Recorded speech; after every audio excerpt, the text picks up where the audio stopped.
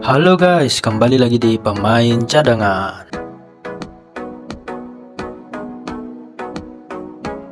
Timnas Indonesia baru saja mengumumkan skuad untuk kualifikasi Piala Dunia putaran ketiga.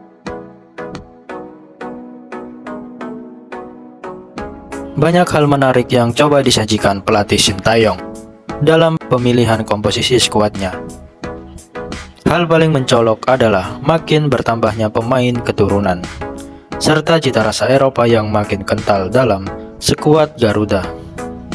Tentu saja, hadirnya lebih banyak pemain naturalisasi serta cita rasa Eropa yang makin kental, menggambarkan ambisi luar biasa timnas di babak kualifikasi.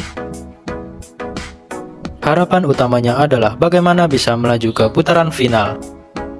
Bagaimana kekuatan timnas Garuda berdasarkan komposisi skuad terbaru untuk kualifikasi Piala Dunia ini? Mari kita bahas.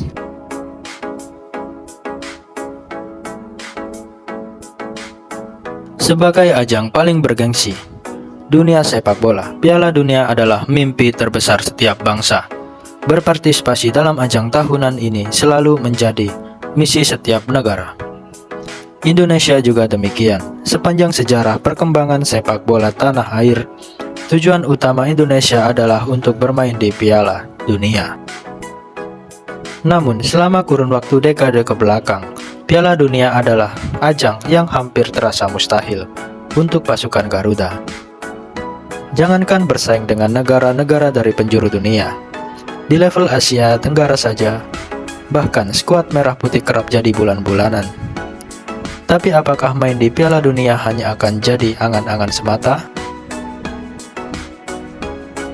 Kedatangan Sintayong sebagai nahkoda anyar setidaknya membuka lembaran sekaligus harapan baru untuk timnas Indonesia. Seiring dengan kedatangan pelatih asal Korea, PSSI selaku Federasi Sepak Bola Indonesia membuka sebuah proyek ambisius. Proyek yang penuh pro dan kontra. Sebuah proyek yang pantas dinamai proyek naturalisasi. Terlepas dari banyaknya tantangan perihal proyek ini, ternyata proyek yang makin gencar digalakan Erick Thohir ini telah membuahkan hasil. Kedatangan pemain-pemain seperti Tom Haye, Justin Hubner, dan masih banyak lagi sukses mendongkrak performa timnas Indonesia. Bukan penggembira, tetapi menjadi sebuah kekuatan penantang di setiap kompetisi yang diikuti. Dari awal kedatangan nama-nama keturunan asing dari Eropa memang ditujukan untuk memajukan persepak bolaan bangsa. Pengalaman dari para pemain ini adalah sesuatu yang selama ini dicari timnas. Pada akhirnya kombinasi para pemain keturunan dan darah asli Indonesia menjadi kombinasi mematikan yang mampu membangkitkan Indonesia menjadi kekuatan yang luar biasa.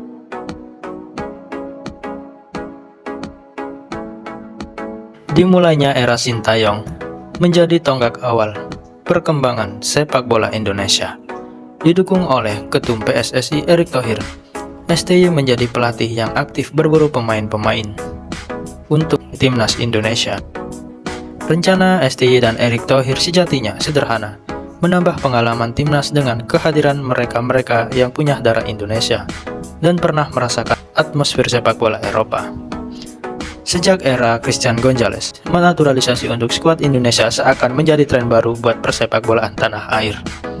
Namun, entah karena kurangnya eksekusi atau keseringan gonta-ganti pelatih, sejumlah proyek naturalisasi berujung gagal. Alih-alih tumbuh menjadi kekuatan menakutkan, Indonesia justru kerap jadi bulan-bulanan. Bahkan negara-negara tetangganya sendiri. Erick Thohir dan kawan-kawannya menggagas rencana naturalisasi yang bakal makin gencar. Rencana ini juga sempat mendapat penolakan keras. Kegagalan era lampau menjadi salah satu alasan mengapa banyak skeptis terhadap proyek ini. Nyatanya, Erick dan STY mampu membawa timnas ke level yang lebih baik dengan proyek naturalisasi mereka. Kualifikasi Piala Dunia, Piala Asia, hingga sejumlah kompetisi lainnya berhasil dilahap STY dan pasukan dengan catatan yang nyaris sempurna. Indonesia bahkan bisa dibilang bukan semata kekuatan mengerikan di Asia Tenggara.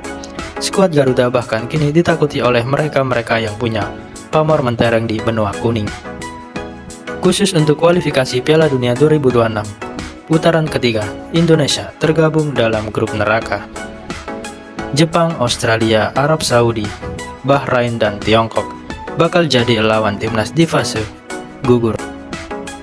Namun, kendati Indonesia termasuk negara kemarin sore yang sampai ke sini pasukan STY justru mendapatkan banyak respek dan pujian dari para calon lawan.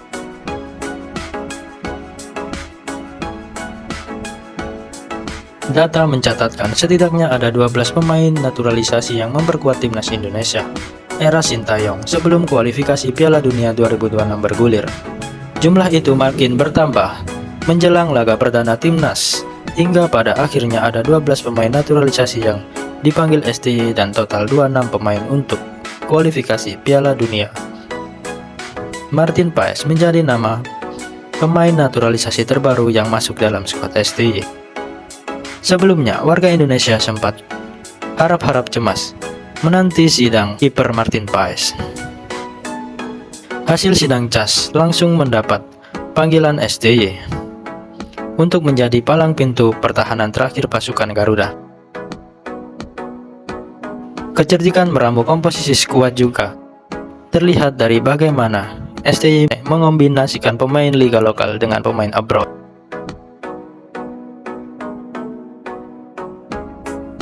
Sejak timnas berada di bawah asuhan STY, permainan skuad Garuda telah mengalami perkembangan pesat. Indonesia yang sekarang jauh dari kata monoton dan enak ditonton. Jangan lupa momen ketika Indonesia berhasil menaklukkan Korea Selatan sebagai salah satu negara adidaya sepak bola Asia. Ingat pula ketika Indonesia berhasil merepotkan Jepang yang merupakan negara Asia dengan peringkat FIFA yang tinggi. Sekarang kombinasi ini akan kembali dicoba untuk merepotkan kekuatan negara-negara adidaya sepak bola di putaran ketiga kualifikasi Piala Dunia 2026.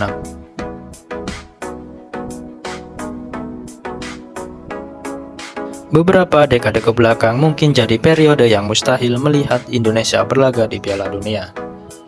Namun setidaknya rentan 5 tahun ke belakang, secara harapan kemunculan bendera merah putih di opening ceremony Piala Dunia Amerika Serikat 2026 rasanya bukan angan-angan.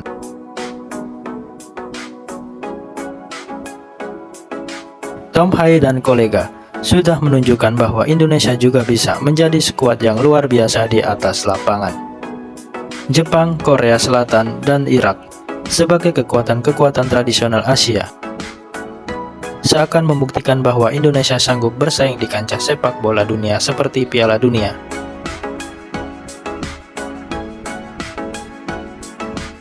PR paling besar ada di tangan Sintayong.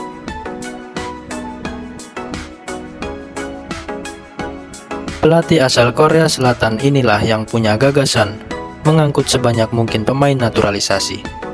Ia telah membuktikan bahwa kombinasi pemain abroad naturalisasi dan lokal bisa saling padu di level Asia. Sekarang tinggal membuktikan apakah skuad ini layak main di Piala Dunia atau tidak.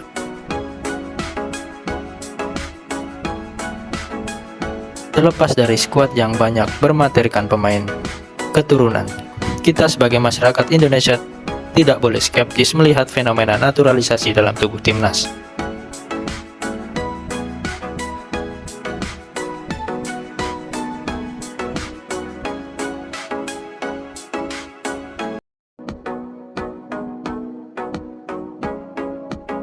Martin Paes resmi bisa membela Indonesia ketika laga perdana melawan Arab Saudi.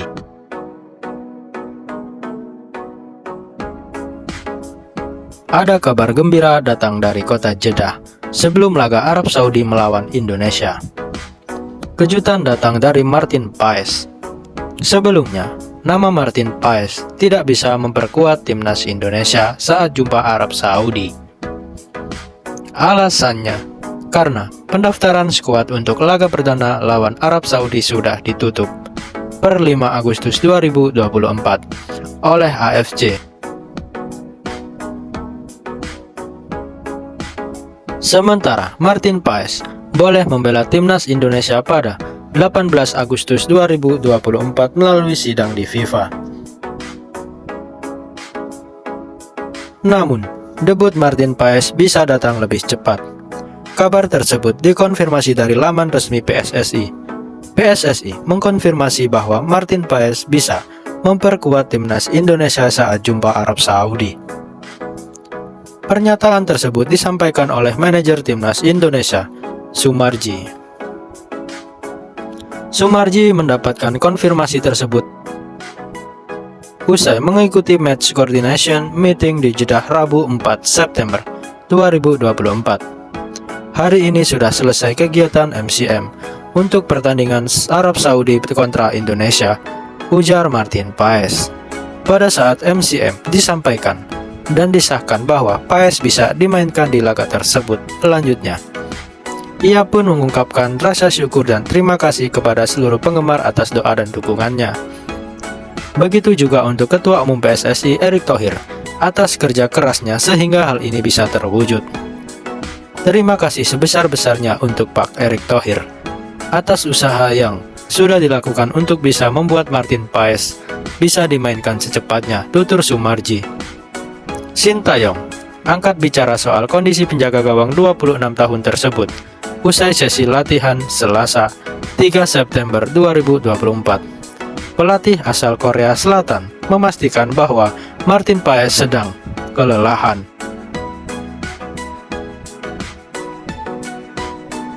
Meski begitu, Sintayong belum mengikuti latihan penuh seperti para pemain lainnya di timnas Indonesia.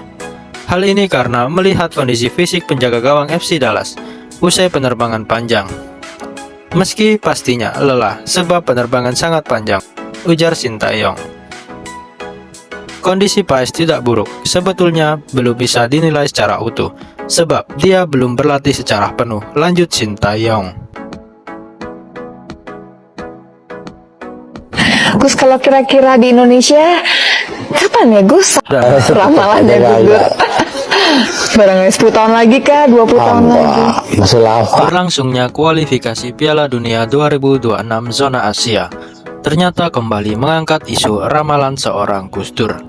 Pada saat 23 tahun yang lalu, banyak orang yang bilang prediksi seorang Gus Dur jarang meleset. Bahkan, Gus Dur pun pernah memprediksi Jokowi bakal jadi presiden saat masih menjadi wali kota Solo, dan itu menjadi kenyataan. Kemudian Gus Dur memprediksi Syekh Akil bakal menjadi ketua PBNU di usia 55 tahun, dan itu menjadi kenyataan. Kemudian Gus Dur meramalkan Ahok bakal jadi gubernur, dan itu menjadi kenyataan. Dan yang paling menghebohkan adalah Gus Dur pernah meramalkan Prabowo bahkan akan menjadi presiden, dan sekarang terjadi. Kemudian seorang Gus Dur juga pernah meramalkan timnas Indonesia akan masuk Piala Dunia 20 tahun lagi, dan 20 tahun lagi itu adalah masa sekarang. Apakah ramalan Gus Dur benar-benar akan terjadi? Pasalnya, sekarang timnas Indonesia tinggal satu langkah lagi menuju Piala Dunia 2026.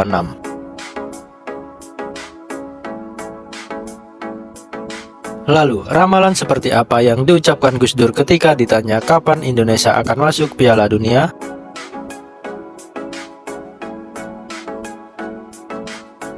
Gus Dur atau Kiai Haji Abdurrahman Wahid merupakan sosok yang tidak hanya dikenal sebagai presiden keempat Indonesia, tetapi juga sebagai figur yang penuh humor sederhana dan toleran. Gus Dur sering dijuluki sebagai bapak pluralisme karena kemampuannya dalam merangkul semua kalangan masyarakat. Piala Dunia terakhir yang cukup mendapatkan komentar perhatian Gus Dur ialah Piala Dunia 2006 di Jerman, karena dikenal mempunyai daya analisis yang tinggi mengenai pertandingan sepak bola. Gus Dur juga kerap ditanya mengenai prediksi Piala Dunia 2006. Namun ketika itu, ada yang bertanya, "Gus, kapan kira-kira Indonesia bisa masuk Piala Dunia?" "Masih lama," ucap Gus Dur sambil memalingkan muka. "Sampai kapan, Gus?" "Wah, masih lama," ujar Gus Dur. "Berapa tahun lagi, Gus?" "20 tahun lagi." "Pokoknya masih lama," terang Gus Dur. "Kok bisa, Gus?" "Ya, gimana lagi? PSSI-nya kayak gitu. Gimana pesepak bolaan kita? Mau maju, gitu aja kok repot," kata Gus Dur. Melihat obrolan Gus Dur tadi, obrolan itu terjadi kurang lebih 20 tahun yang lalu. dan itu adalah masa sekarang. Apakah prediksi Gus Dur tentang Indonesia masuk ke Piala Dunia akan terjadi? Tentu kita sebagai supporter timnas Indonesia pasti senang melihat ramalan Gus Dur tidak meleset. Tahun lagi kah? 20 tahun lagi. Masih lama. Bukan karena apa-apa, disiplin kita nggak punya.